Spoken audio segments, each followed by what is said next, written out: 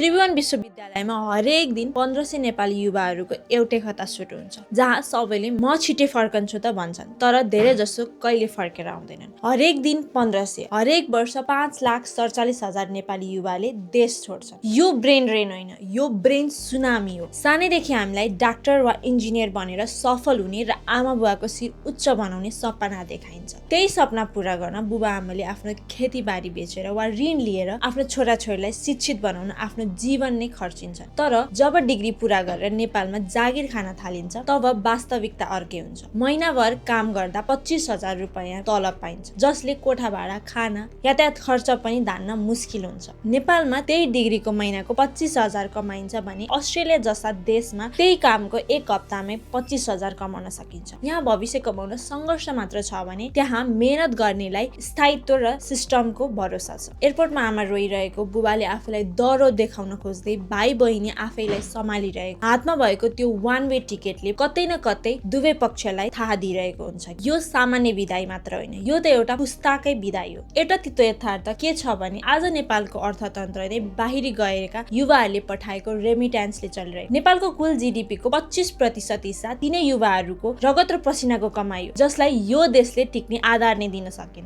आज गाउँहरू खाली भइसकेका छन्, जहाँ केवल वृद्ध वृद्धाहरू मात्र बाँकी छन्। हाम्रो देशका उत्कृष्ट मस्तिष्कहरू विदेशमा भाडा मार्न बाध्य छन् भने यहाँ एउटा खराब सिस्टमले देश चलाइरहेको छ। के यो विकास हो कि हाम्रो देशको विनाश हो? अब दशैं, तिहार र जन्मदिनहरू केवल एउटा भिडियो कलमा मात्र सीमित भएका छन्। आमा बुबाले आफ्नो छोराछोरीलाई शिक्षित त बनाए, तर परिणाम स्वरूप बुढेसकालमा उनीहरूका साथ कोही पनि छैनन्। हामीले सफलता त पायौं, तर परिवार भने गुमायौं। हरेक दिन 1500 सपनाहरू उडेर जान्छन् र हरेक परिवारमा कोही न कोही बाहिरिएका छन्। यदि सबै यसरी नै देश छोड्दै जाने हो भने भोलि नेपाल बचाउने चाहिँ को हो? लाइक र सब्स्क्राइब गर्न नबिर्सिनु।